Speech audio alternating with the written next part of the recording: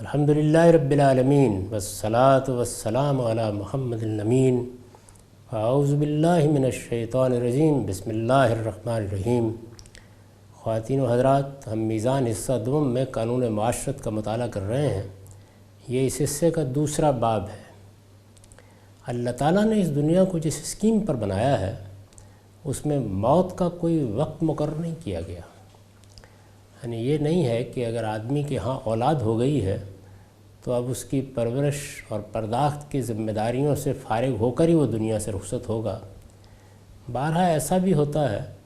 کہ بچے کی پیدائش سے پہلے ہی یا اس کے بعد یا بچپن میں یا لڑکپن کے زمانے ہی میں والدہ والد یا دونوں رخصت ہو جاتے ہیں۔ اللہ تعالیٰ کی طرف سے پیغام اجل آ جاتا ہے اور وہ اپنے پروردگار کے حضور میں پہنچ جاتے ہیں۔ اس کے نتیجے میں بچے یتیم ہو جاتے ہیں۔ قرآن مجید نے اس کو موضوع بنایا ہے، اس سے متعلق جگہ جگہ ہدایات دی ہیں، اور یہ جو خاندان کا ادارہ قائم کیا گیا اور اس میں رشتہ دار اور رشتہ داروں کو ایک خاص حرمت عطا کی گئی، اس کے پیچھے بھی یہی چیز ہے کہ بچے کی پرورش کا معاملہ بارہا صرف والدین سے متعلق نہیں رہتا، اور بارہا ایسا بھی ہوتا ہے کہ والدین کی جگہ چچا کو، ماموں کو یا کسی اور کو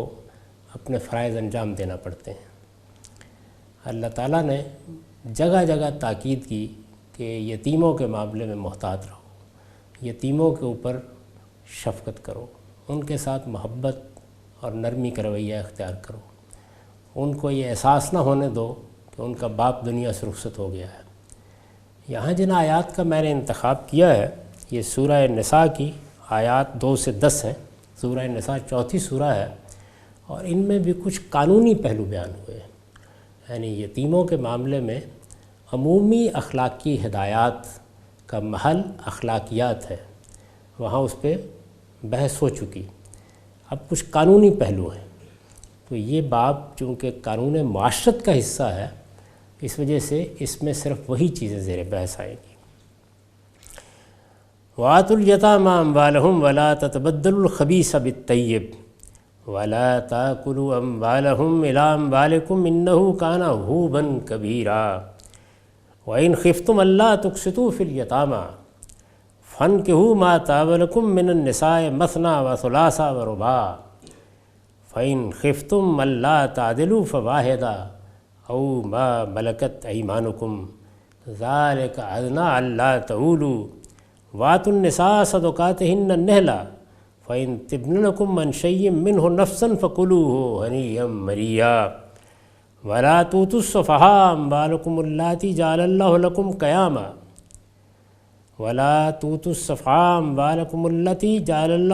قِيَامًا وَارْزُقُوهُمْ فِيهَا وَاكْسُوهُمْ وَقُولُوا لَهُمْ قَوْلًا مَّعْرُوفًا وَابْتَلُوا الْيَتَامَىٰ حَتَّىٰ إِذَا بَلَغُوا النِّكَاحَ فَإِنْ آنَسْتُم مِّنْهُمْ رُشْدًا فَادْفَعُوا إِلَيْهِمْ أَمْوَالَهُمْ وَلَا تَأْكُلُوهَا إِسْرَافًا وَبِدَارًا أَن يَكْبُرُوا وَمَنْ كَانَ غَنِيًّا فَلْيَسْتَعْفِفْ وَمَنْ كَانَ فَقِيرًا فَلْيَأْكُلْ بِالْمَعْرُوفِ فَإِذَا دَفَعْتُمْ إِلَيْهِمْ أَمْوَالَهُمْ فَأَشْهِدُوا عَلَيْهِمْ وَكَفَىٰ بِاللَّهِ حَسِيبًا لِلرِّجَالِ نَصِيبٌ مِّمَّا تَرَكَ الْوَالِدَانِ وَالْأَقْرَبُونَ وَلِلنِّسَاءِ نَصِيبٌ مِّمَّا تَرَكَ الْوَالِدَانِ وَالْأَقْرَبُونَ مِمَّا قَلَّ مِنْهُ وَكَثُرَ نَصِيبًا مَّفْرُوضًا وَإِذَا حَضَرَ الْقِسْمَةَ أُولُو الْقُرْبَىٰ وَالْيَتَامَىٰ وَالْمَسَاكِينِ فَارْزُقُوهُم مِّنْهُ وَقُولُوا لَهُمْ قَوْلًا مَّعْرُوفًا وَلْيَخْشَ الَّذِينَ لَوْ تَرَكُوا مِنْ خَلْفِهِمْ ذُرِّيَّةً ضِعَافًا خَافُوا عَلَيْهِمْ فَلْيَتَّقُوا اللَّهَ وَلْيَقُولُوا قَوْلًا سَدِيدًا إِنَّ الَّذِينَ يَأْكُلُونَ أَمْوَالَ الْيَتَامَىٰ ظُلْمًا إِنَّمَا يَأْكُلُونَ فِي بُطُونِهِمْ نَارًا وَسَيَصْلَوْنَ سَعِيرًا۔ ترجمہ یہ ہے، اور یتیموں کا مال ان کے حوالے کر دو، نہ اپنے برے مال کو ان کے اچھے مال سے بدلو اور نہ ان کے مال کو اپنے مال کے ساتھ ملا کر کھاؤ۔ اور یتیموں کا مال ان کے حوالے کر دو، نہ اپنے برے مال کو ان کے اچھے مال سے بدلو اور نہ ان کے مال کو اپنے مال کے ساتھ ملا کر کھاؤ۔ اس میں شبہ نہیں کہ یہ بہت بڑا گناہ ہے، اور اگر تمہیں اندیشہ ہو کہ یتیموں کے معاملے میں انصاف نہ کر سکو گے تو ان کی جو مائیں تمہارے لیے جائز ہوں ان میں سے 2-2 3-3 4-4 عورتوں سے نکاح کر لو۔ پھر اگر اس بات کا ڈر ہو کہ ان کے درمیان انصاف نہ کر سکو گے تو ایک ہی یا پھر وہ جو ملک یمین کی بنا پر تمہارے قبضے میں ہوں، یہ اس بات کے زیادہ قرین ہے کہ تم بے انصافی سے بچے رہو۔ اور ان عورتوں کو بھی، یعنی یتیموں کی ماؤں کو بھی اگر ان کے ساتھ نکاح کیا جائے، اور ان عورتوں کو بھی ان کے مہر دو اسی طرح جس طرح مہر دیا جاتا ہے۔ پھر اگر وہ خوشی سے کچھ چھوڑ دیں تو اسے شوق سے کھا لو۔ اور یتیم اگر ابھی نادان اور بے سمجھ ہو تو اپنا وہ مال جس کو اللہ نے تمہارے لیے قیام و بقا کا ذریعہ بنایا ہے ان بے سمجھوں کے حوالے نہ کرو۔ ہاں، اس سے ان کو کھلاؤ، پہناؤ اور ان سے اچھی بات کرو، اور ان یتیموں کو جانچتے رہو یہاں تک کہ وہ نکاح کی عمر کو پہنچ جائیں۔ پھر اگر تم ان کے اندر اہلیت پاؤ تو ان کے مال ان کے حوالے کرو،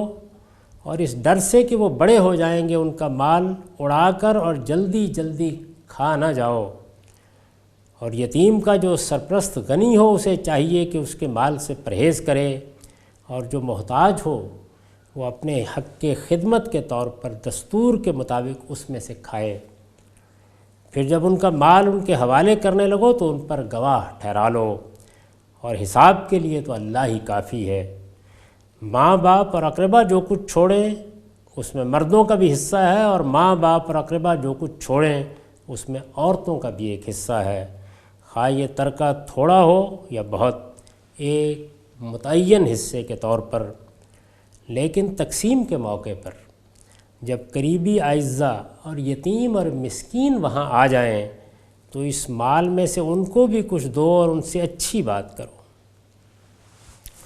تو اس مال میں سے ان کو بھی کچھ دو اور ان سے اچھی بات کرو، اور ان لوگوں کو ڈرنا چاہیے کہ اگر اپنے پیچھے ناتواں بچے چھوڑتے تو ان کے بارے میں انہیں بہت کچھ اندیشے ہوتے۔ اس لیے چاہیے کہ اللہ سے ڈریں، اور ان لوگوں کو ڈرنا چاہیے کہ اگر اپنے پیچھے ناتواں بچے چھوڑتے تو ان کے بارے میں انہیں بہت کچھ اندیشے ہوتے۔ اس لیے چاہیے کہ اللہ سے ڈریں اور ہر معاملے میں سیدھی بات کہیں۔ اس میں شبہ نہیں کہ جو لوگ یتیموں کا مال ناحق کھاتے ہیں وہ اپنے پیٹ میں آگ ہی بھرتے ہیں،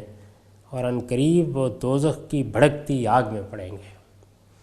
یہ اللہ تعالیٰ کی ہدایات ہیں، سورہ نساء میں دی گئی ہیں۔ میں نے عرض کیا کہ 2 سے 10 تک آیات میں اللہ تعالیٰ نے بڑی وضاحت کے ساتھ یہ بتایا ہے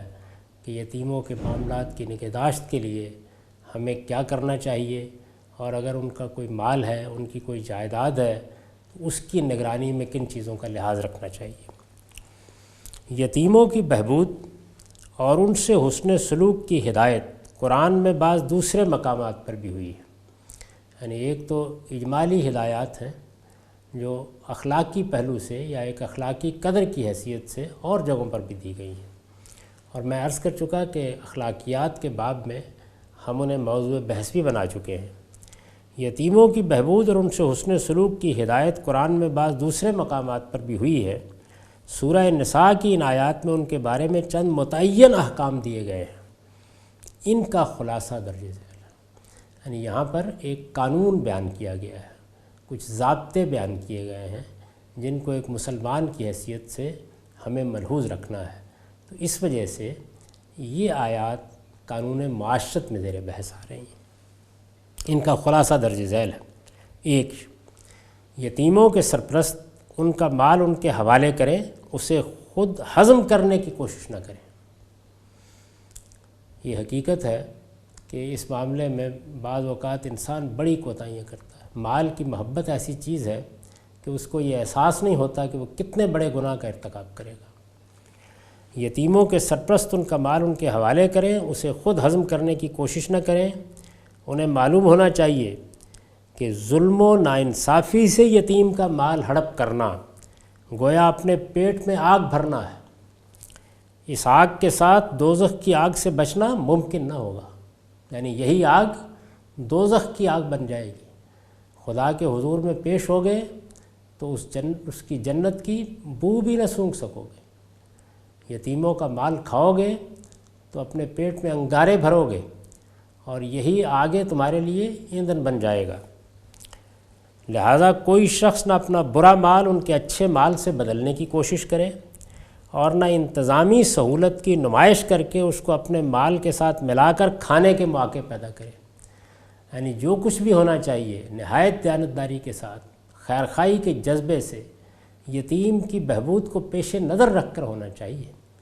اس طرح کے بہانے بنا کر اس کا مال کھانے کی کوشش کرنا دوسروں کو تو ہو سکتا ہے کہ دھوکے میں مبتلا کر دے، یعنی اگر بغیر کسی ضرورت کے اپنے مال تجارت کے ساتھ ملا لیا ہے، اس سے خود بھی فائدہ اٹھانے کے راستے نکال لیے ہیں، یا اور کوئی ایسی تدبیر کی ہے جس سے لوگ دھوکہ کھا جائیں اور یہی خیال کریں کہ یہ تو بڑی دیانت اور خیرخواہی کے ساتھ معاملہ ہو رہا ہے، لیکن یہ دھوکہ خدا کو تو نہیں دیا جا سکتا۔ تو اس لیے فرمایا کہ اس طرح کی حرکتیں نہ کرو۔ اس طرح کا اختلاط اگر کسی وقت کیا جائے تو یہ خرد برد کے لیے نہیں بلکہ ان کی بہبود اور ان کے معاملات کی اصلاح کے لیے ہونا چاہیے۔ یعنی اصولی بات تو یہ کہی کہ ان کا معاملہ بالکل الگ رہے، اس کی نگہداشت الگ سے کی جائے۔ اگر کوئی کاروبار ہے تو اس کے معاملات الگ سے دیکھے جائیں، لیکن اگر کسی وقت انتظامی سہولت کے لیے ساتھ ملانا بھی پڑے تو پھر خرد برد کے ارادے سے نہیں بلکہ ان کی بہبود کو پیش نظر رکھ کر دیانتداری کے ساتھ اپنی طرف سے کچھ یتیم کی طرف چلا جائے، اس جذبے کے ساتھ۔ 2، یتیموں کے مال کی حفاظت اور ان کے حقوق کی نگہداشت ایک بڑی ذمہ داری ہے۔ لوگوں کے لیے تنہا اس ذمہ داری سے عہدہ برا ہونا مشکل ہو، لوگوں کے لیے تنہا اس ذمہ داری سے عہدہ برا ہونا مشکل ہو اور وہ یہ سمجھتے ہوں کہ یتیم کی ماں کو اس میں شامل کر کے وہ اپنے لیے سہولت پیدا کر سکتے ہیں، تو انہیں چاہیے کہ ان کی ماؤں میں سے جو ان کے لیے جائز ہوں ان میں سے 2 3 4 کے ساتھ نکاح کر لیں۔ اس حکم پر میں اس سے پہلے تعدد ازواج کی بحث میں تفصیل کے ساتھ تبصرہ کر چکا ہوں اور یہ بتا چکا ہوں کہ یتیموں کے یہ سب معاملات ایک خاص پس منظر میں قرآن میں زیر بحث آئے ہیں۔ بدر اور احد کی جنگوں میں بہت سے لوگ شہید ہو گئے تھے، 70-80 سے زیادہ، ان کے بچے یتیم تھے، ان کی بیوائیں تھیں۔ تو قرآن مجید نے اس موقع پر ترغیب دی، یہ کوئی تعدد ازواج کا حکم نہیں تھا، ترغیب دی کہ تم ایک سے زیادہ شادیاں تو کرتے ہی ہو، اگر یتیموں کے ساتھ بے انصافی کا اندیشہ ہو، یعنی تمہیں خیال ہو کہ تم تنہا اس ذمہ داری سے عہدہ برا نہیں ہو سکو گے تو ان کی ماں کو بھی شریک کر لو، اور اگر نکاح کر سکتے ہو اور جائز ہے نکاح کرنا تو 2 3 4 سے نکاح کر لو۔ ان میں سے 2 3 4 کے ساتھ نکاح کر لو، لیکن یہ اجازت صرف اس صورت میں ہے جب بیویوں کے درمیان عدل قائم رکھنا ممکن ہو۔ مطلب یہ ہے کہ یتیموں کی بہبود کے لیے اللہ اس کی ترغیب دے رہا ہے، اس کی طرف توجہ دلا رہا ہے، یہ نیکی کا کام ہے، لیکن اس کا یہ مطلب نہیں ہے کہ ایک نیکی کرو اور ادھر کسی دوسرے کے ساتھ بے انصافی ہو جائے۔ لیکن یہ اجازت صرف اس صورت میں ہے جب بیویوں کے درمیان عدل قائم رکھنا ممکن ہو۔ اگر یہ اندیشہ ہو کہ وہ اس میں کامیاب نہ ہو سکیں گے تو پھر یتیموں کی بہبود جیسے نیک مقصد کے لیے بھی ایک سے زیادہ نکاح نہ کریں، یعنی پھر یتیموں کی بہبود یا ان کے حقوق کی نگہداشت کے لیے کوئی اور طریقہ اختیار کریں، پھر اس سہولت سے فائدہ نہ اٹھائیں۔ ہاں اگر ہمت ہے، حوصلہ ہے کہ انصاف کے ساتھ معاملات کر سکو گے تو پھر یہ تدبیر بھی اختیار کر سکتے ہو۔ یہاں ساری بات میں مرکز اور محور کی حیثیت کس چیز کو حاصل ہے؟ یتیم کی بہبود کو، لیکن اس کے ساتھ یہ تنبیہ بھی ہے کہ یتیم کی بہبود پیش نظر تھی، اس کے لیے ایک اقدام کیا اور اس سے کسی دوسرے کا حق تلف ہو گیا، تو یہ نہیں ہونا چاہیے۔ انصاف پر قائم رہنے کے لیے یہی طریقہ زیادہ صحیح ہے۔ اس کے ساتھ یہ بھی ضروری ہے کہ ان عورتوں کا مہر اسی طریقے سے دیا جائے جس طرح عام عورتوں کو دیا جاتا ہے، یعنی یہ نہیں ہونا چاہیے، یہ بڑی خست کی بات ہے کہ کسی یتیم کی سرپرستی کے لیے اس کی ماں سے شادی کی اور یہ کہا کہ شادی انہی کے لیے کر رہا ہوں تو اب مہر کی مجھ پر کوئی ذمہ داری نہیں ہے، یا نان و نفقے کے معاملے میں میں فلاں ذمہ داری کو اس طرح نہیں اٹھاؤں گا جس طرح کہ میں کسی دوسری بیوی کی اٹھائے ہوئے ہوں۔ تو ارشاد فرمایا کہ نہیں، اس کی گنجائش نہیں ہے، یعنی ایسا نہیں ہونا چاہیے کہ اس کو دوسرے درجے میں رکھ کر اس کے ساتھ معاملات کیے جائیں۔ اس کے ساتھ یہ بھی ضروری ہے کہ ان عورتوں کا مہر اسی طریقے سے دیا جائے جس طرح عام عورتوں کو دیا جاتا ہے۔ یہ عذر نہیں پیدا کرنا چاہیے کہ نکاح چونکہ انہی کی اولاد کی مصلحت سے کیا گیا ہے، ظاہر ہے کہ یہ نکاح اپنی مرضی سے نہیں کیا گیا، تو ایک ترغیب کے نتیجے میں اللہ تعالیٰ کی طرف سے یہ بات کہی گئی ہے اور یتیموں کی بہبود اور ان کی سرپرستی پیش نظر ہے، اس کے لیے نکاح کیا گیا ہے۔ یہ عذر نہیں پیدا کرنا چاہیے کہ نکاح چونکہ انہی کی اولاد کی مصلحت سے کیا گیا ہے اس لیے اب کوئی ذمہ داری باقی نہیں رہی۔ ہاں، اگر اپنی خوشی سے وہ مہر کا کوئی حصہ معاف کر دیں یا کوئی اور رعایت کریں تو اس میں حرج نہیں ہے، لوگ اگر چاہیں تو اس سے فائدہ اٹھا سکتے ہیں۔ اس لیے فرمایا کہ یہ بڑی اعلیٰ بات ہے، بڑی اچھی بات ہے کہ آدمی تمام حقوق ادا کرے،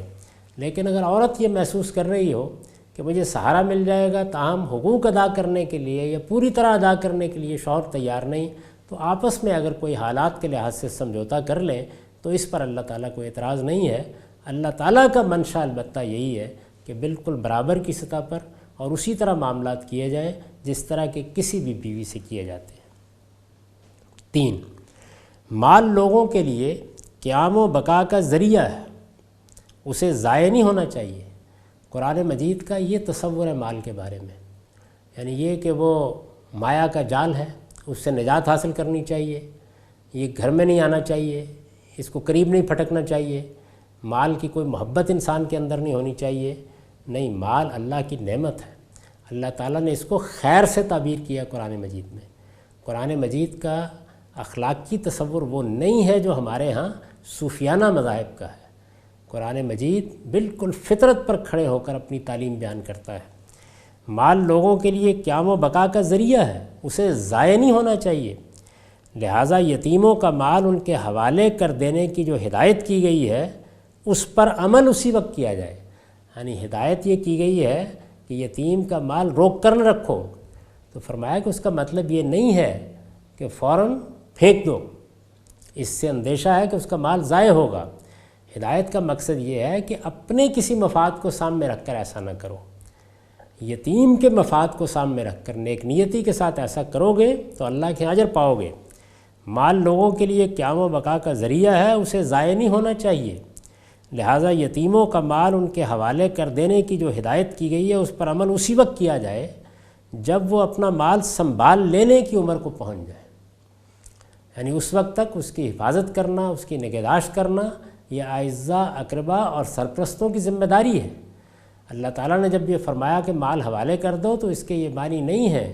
کہ 2 سال کا بچہ ہے تو اس کے حوالے کر دو، نہیں، جب وہ اس عمر کو پہنچ جائے کہ اپنے مال کی خود نگہداشت کر سکیں اس وقت حوالے کر دو۔ اس سے پہلے ضروری ہے کہ یہ سرپرستوں کی حفاظت اور نگرانی میں رہے اور وہ یتیموں کو جانچتے رہیں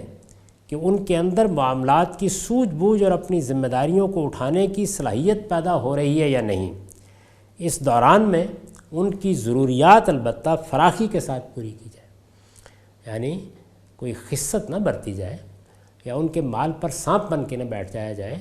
اگر ان کی تربیت کی ضرورت ہے، ان کی تعلیم کی ضرورت ہے تو فراخی کے ساتھ ان کی ضرورتیں پوری کی جائیں، لیکن مال کو ضائع نہ ہونے دیا جائے، اس کی نگہداشت کی جائے، اگر اس کی نشو و نما ہو سکتی ہے تو اس کے اسباب پیدا کیے جائیں اور جانچتے رہیں کہ کب یتیم اس عمر کو پہنچ گیا ہے یا اس میں یہ صلاحیت پیدا ہو گئی ہے کہ اب وہ اپنے معاملات خود انجام دے سکتا ہے۔ اس اندیشے سے کہ وہ بڑے ہو جائیں گے ان کا مال جلدی جلدی اڑانے کی کوشش نہ کی جائے اور بات چیت میں ان کی دلداری کا خیال رکھا جائے۔ یہ دیکھیے اس میں جو ساری چیز ہے وہ کیا ہے، وہ یہ ہے کہ دنیا کو دکھانے کے لیے تو آدمی کچھ بھی کر سکتا ہے، لیکن اسے معلوم ہونا چاہیے کہ معاملہ زمین و آسمان کے پروردگار کے ساتھ ہے، اس کے حضور میں جانا ہے، اس سے ملاقات ہونی ہے، اس کا سامنا کرنا ہے، لہٰذا پوری طرح متنبع رہ کر جو کچھ کرنا ہے کرو۔ یتیم کی ذمہ داری اٹھانا بھی ضروری ہے، اس کے مال کی نگہداشت بھی ضروری ہے، اس کی حفاظت بھی ضروری ہے، لیکن اگر دھوکہ دو گے، اگر فریب کرو گے، مال کھانے کی تدبیریں اختیار کرو گے تو یاد رکھو یتیم تو تمہارا ہاتھ نہیں پکڑ سکتا، لیکن وہ بڑی ہستی جو آسمانوں پر ہے وہ تمہارا ہاتھ پکڑے گی، اور یاد رکھو کہ جس طرح کا عذاب وہ دے سکتا ہے اس طرح کا عذاب کوئی دے نہیں سکتا، اور جیسی پکڑ وہ کرے گا اس طرح کی پکڑ کوئی کر نہیں سکتا۔ 4، سرپرست اگر مستغنی ہو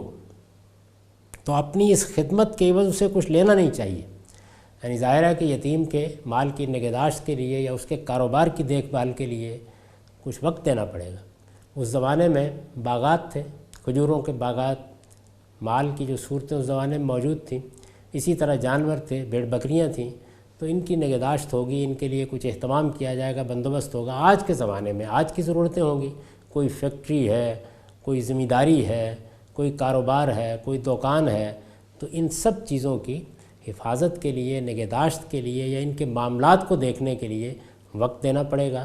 تو قرآن مجید یہ کہتا ہے کہ سرپرست اگر مستغنی ہو، یعنی پیسہ ہے،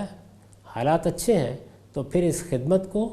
بلا معاوضہ ادا کرنا چاہیے۔ یہی اللہ تعالیٰ چاہتے ہیں۔ سرپرست اگر مستغنی ہو تو اپنی اس خدمت کے عوض اسے کچھ لینا نہیں چاہیے، لیکن غریب ہو تو یتیم کے مال سے اپنا حق خدمت دستور کے مطابق لے سکتا ہے۔ یعنی پھر وہ طے کر لے کہ میں اپنے لیے یہ مقرر کر رہا ہوں، یہ معلوم ہو، معروف ہو، یہ جانی پہچانی بات ہو، اس میں کوئی گھپلا نہیں ہونا چاہیے، معروف کے مطابق سادہ طریقے سے طے کر کے اعلان کر کے ہر ایک کو معلوم ہو کہ غریب ہے، بہرحال اس کو اگر وقت دینا ہے، کچھ ذمہ داری پوری کرنی ہے تو حق خدمت لینا ہوگا، اور وہ حق خدمت ایسا ہونا چاہیے کہ ہر معقول آدمی یہ سمجھے کہ یہ بالکل معقول ہے۔ استاذ امام اس کی وضاحت میں لکھتے ہیں، دستور کے مطابق سے مراد یہ ہے کہ ذمہ داریوں کی نوعیت، جائیداد کی حیثیت، مقامی حالات اور سرپرست کے معیار زندگی کے اعتبار سے وہ فائدہ اٹھانا جو معقولیت کے حدود کے اندر ہو۔ یعنی ویسے تو غربت ہے، گھر میں کوئی کھانے کو بھی نہیں ہے، لیکن حق خدمت طے کرنے کے لیے بیٹھے تو عمراء کے معیار کو سامنے رکھا۔ جو آپ کا معیار زندگی ہے، جیسے آپ زندگی پہلے بسر کر رہے ہیں، اسی کے لحاظ سے آپ اپنا حق خدمت بھی مقرر کر لیجئے۔ تو جن چیزوں کی طرف استاذ امام نے توجہ دلائی ہے وہ یہ ہے کہ جب یہ کہا گیا ہے کہ دستور کے مطابق، معروف کے مطابق، قاعدے سے مقرر کرو، معقولیت کے ساتھ، تو اس سے مراد کیا ہے کہ ذمہ داریوں کی نوعیت دیکھی جائے، جائیداد کی حیثیت دیکھی جائے، مقامی حالات دیکھے جائیں، اور پھر سرپرست کا معیار زندگی۔ اور اس میں سب سے اچھا طریقہ یہ ہے کہ معاشرے کے اندر یا خاندان میں جو بزرگ لوگ ہوں، سمجھدار لوگ ہوں، انہی کے ذمے یہ بات لگا دی جائے کہ وہ طے کر دیں ان سب چیزوں کا لحاظ کر کے۔ دستور کے مطابق سے مراد یہ ہے کہ ذمہ داریوں کی نوعیت، جائیداد کی حیثیت، مقامی حالات اور سرپرست کے معیار زندگی کے اعتبار سے وہ فائدہ اٹھانا جو معقولیت کے حدود کے اندر ہو۔ یعنی دیکھنے والا ہر شخص یہ کہے کہ یہ بالکل معقول ہے، یہ ٹھیک ہے، اتنا تو ہونا ہی چاہیے۔ یہ نوعیت نہ ہو کہ ہر معقول آدمی پر یہ اثر پڑے کہ یتیم کے بالغ ہو جانے کے اندیشے سے اور اسراف اور جلد بازی کر کے یتیم کی جائیداد ہضم کرنے کی کوشش کی گئی۔ یہ نظر آ جاتا ہے، اور انسان کو یہ دیکھنا چاہیے کہ اگر وہ اس طرح کر رہا ہے تو وہ آسمان کے پروردگار کو دھوکہ نہیں دے سکتا۔ اس پر وہ نگران ہے، اس کے فرشتے نگران ہیں، اس کا ہر عمل لکھا جا رہا ہے، ہر چیز قیامت میں سامنے آ جائے گی۔ ایک دن وہ اس کے سامنے پیش ہوگا، اور پھر وہاں کوئی بہانہ پیش کرنے کی گنجائش نہیں ہوگی، کوئی عذر معذرت وہاں نہیں پیش کی جا سکے گی۔ تو یہیں اپنے معاملات درست کر لینے چاہیے، اور بالکل معقولیت کے ساتھ لوگوں کو اعتماد میں لے کے صاف طریقے پر جو کچھ کرنا چاہیے کرنا چاہیے۔ 5، مال حوالے کیا جائے تو اس پر کچھ ثقہ اور معتبر لوگوں کو گواہ بنا لینا چاہیے، تاکہ کسی سوء ظن اور اختلاف و نزاع کا احتمال باقی نہ رہے۔ یعنی اب جب آپ مال حوالے کرنے پہ آئے ہیں تو پھر کوئی ثقہ معتبر لوگ وہاں بیٹھ جائیں، ان کو گواہ بنا لیجئے، تاکہ یہ بالکل واضح ہو جائے کہ کوئی گھپلا نہیں ہوا، کوئی بددیانتی نہیں کی گئی، یتیم کا حق ادا کر دیا گیا ہے، اس کے مال کی نگہداشت اپنی طرف سے پوری دیانتداری کے ساتھ کی گئی ہے۔ پھر یاد رکھنا چاہیے کہ ایک دن یہی حساب اللہ تعالیٰ کو بھی دینا ہے، اور وہ سمیع و علیم ہے، اس سے کوئی چیز چھپائی نہیں جا سکتی۔ ہر جگہ یہ تنبیہ ہوتی ہے قرآن مجید کی طرف سے کہ یہ اللہ کی شریعت ہے، یہ دنیا کا قانون نہیں ہے کہ تم کسی کو دھوکہ دے کے اپنی عزت برقرار رکھ سکو گے۔ قیامت کے دن اگر حقیقی معنی میں اس قانون پر عمل نہیں کیا اور کسی کا مال ہضم کرنے کے لیے کوئی طریقے اختیار کیے گئے ہیں تو پھر رسوائی کے لیے تیار رہو، اور وہ رسوائی میدان حشر میں ہوگی، سب کے سامنے ہوگی، اور تمہارے لیے جہنم کا فیصلہ کیا جائے گا۔ 6، مرنے والے کے ترکوں میں وارثوں کے حصے اگرچہ متعین ہیں، لیکن تقسیم وراثت کے موقع پر قریبی اعزاء اور یتامہ و مساکین آ جائیں تو اس سے قطع نظر کے قانونی لحاظ سے ان کا کوئی حق بنتا ہے یا نہیں، انہیں کچھ دے دلا کر اور اچھی بات کہہ کر رخصت کرنا چاہیے۔ یعنی جب جانے والے مرنے والے کی جائیداد تقسیم ہو رہی ہے یا اس کے اموال تقسیم کیے جا رہے ہیں، میراث ترکہ تقسیم کیا جا رہا ہے، اور اس میں یہ ظاہرہ قبائلی معاشرت ہے، اعزاء ہیں، اقربا ہیں، اس میں یتیم بھی ہوں گے، مسکین بھی ہوں گے، وہ اگر آ جائیں تو ان کو کچھ دے دلا دیا جائے۔ یہ سب لوگ، سب وارثوں کو تلقین کی ہے کہ وہ یہ محسوس کریں کہ یہ بھی خیال کرتے ہوں گے کہ ان کے بھی کچھ حقوق ہیں، وہ حقوق مرنے والے پر بھی تھے، وہ تم لوگوں پر بھی ہیں، تو اس لیے ان حقوق کو ادا کرنا چاہیے۔ یہ جو فرمایا ہے اصول کے طور پر کہ فی اموالکم حق للسائل والمحروم، یہ اسی کی ایک فرع ہے جس کی جانب یہاں توجہ دلا دی ہے۔ اس طرح کے موقعوں پر یہ بات ہر شخص کو یاد رکھنی چاہیے کہ اس کے بچے بھی یتیم ہو سکتے، اور وہ بھی اسی طرح انہیں دوسروں کی نگاہ التفات کا محتاج چھوڑ کر اس دنیا سے رخصت ہو سکتا ہے۔ یعنی یہ انسان کو بتایا ہے کہ اپنی طرف دیکھو، موت کا کوئی وقت مقرر نہیں ہے، یہ ہو سکتا ہے کہ خود تمہارے ساتھ یہ صورت پیش آ جائے، یہ ہو سکتا ہے کہ تمہاری اولاد کے ساتھ یہ صورت پیش آ جائے، تو یہ یتیم ہے، مسکین ہے، ان کے معاملے میں بھی تمہارا رویہ یہی ہونا چاہیے۔ جو تم اپنے بچوں کے بارے میں دوسروں سے توقع رکھتے ہو، وہ توقع یہاں ان بچوں کے لیے پوری کرو، اس کے لیے ایثار بھی کرنا پڑے تو کرو، اپنی طرف کچھ دینا بھی پڑ جائے تو دو۔ تو اس طریقے سے قرآن مجید نے یہ ہدایت فرمائی ہے۔ اس کی روح پیش نظر رہنی چاہیے، اس میں جو ضابطے بتائے گئے ہیں وہ رہنمائی کے لیے ہیں، ان کو سامنے رکھ کر حالات کے لحاظ سے جو بہتر سے بہتر فیصلہ ہو وہ کرنا چاہیے۔ اوپر ذکر ہوا تھا کہ یتیموں کی ماؤں کے ساتھ اگر ان کی بہبود کے لیے نکاح کرنا پڑے تو وہ بھی کر لینا چاہیے، بلکہ اس کی ترغیب دی گئی تھی۔ اس میں کچھ حدود شرائط ہیں، ان کو میں نے یہاں بیان نہیں کیا، نیچے نوٹ بھی لکھ دیا ہے کہ وہ اس سے پہلے بیان ہو چکے ہیں، ان کو تعدد ازواج کی بحث میں دیکھ لینا چاہیے، وہ اس عنوان کے تحت زیر بحث آ چکے ہیں۔ یہاں جس چیز کو توجہات کا مرکز بننا چاہیے وہ یہ ہے کہ ایک اسلامی معاشرت میں، وہ معاشرت جو مسلمانوں کی معاشرت ہے، جس میں اللہ تعالیٰ کی حدود بنیادی کردار ادا کرتے ہیں، اس معاشرت میں یتیموں کے بارے میں ہمارا رویہ کیا ہونا چاہیے، طرز عمل کیا ہونا چاہیے، اللہ تعالیٰ نے جو حدود متعین کیے ہیں ان پر کس دیانتداری کے ساتھ اور کس نیک نیتی کے ساتھ ہم کو عمل کرنا چاہیے۔ اقول قولی ھذا واستغفر اللہ لی ولکم ولسائر المسلمین۔